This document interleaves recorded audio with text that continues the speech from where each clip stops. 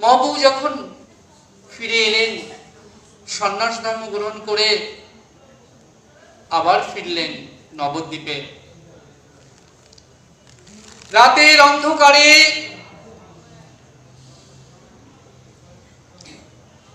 সকল নবদ্বীপবাসীকে কাঁদিয়ে,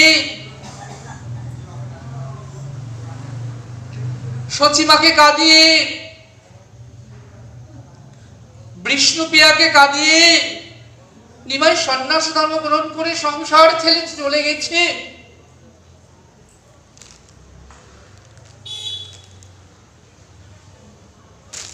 সেই নিমাই শ্রীকৃষ্ণ চৈতন্য নাম নিয়ে মহাপ্রভু হয়ে শান্তিপুরে এসেছে। অদ্বৈত আচার্যের গৃহে চন্দ্রশেখর এলেন সমগ্র নবদ্বীপবাসীকে নিমন্ত্রণ জানাবার জন্য। ওগো নবদ্বীপবাসী, তোমরা এসো, দেখো তোমাদের প্রাণের নিমাই শ্রীকৃষ্ণ চৈতন্য মহাপ্রভু হয়ে এসেছে, সবাই এসো।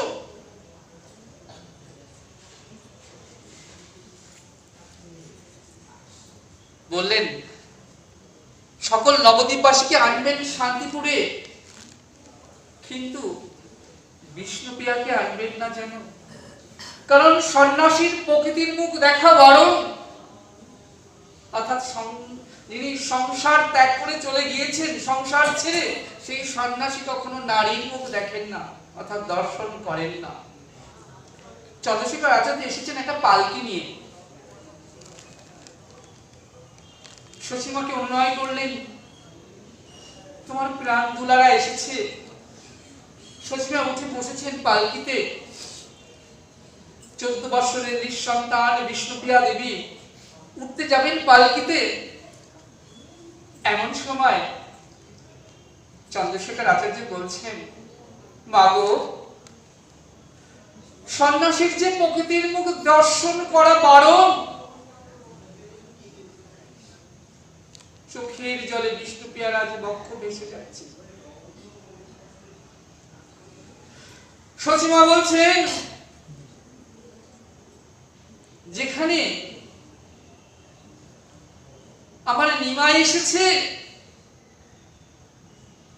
আমি যাব আমার নিমাইকে দেখতে,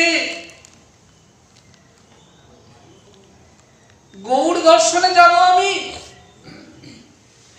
কিন্তু যেখানে বধূমাতা বিষ্ণুপ্রিয়ার যাওয়ার অধিকার নাই, অনুমতি নাই, সেখানে তার মাও যাবে না।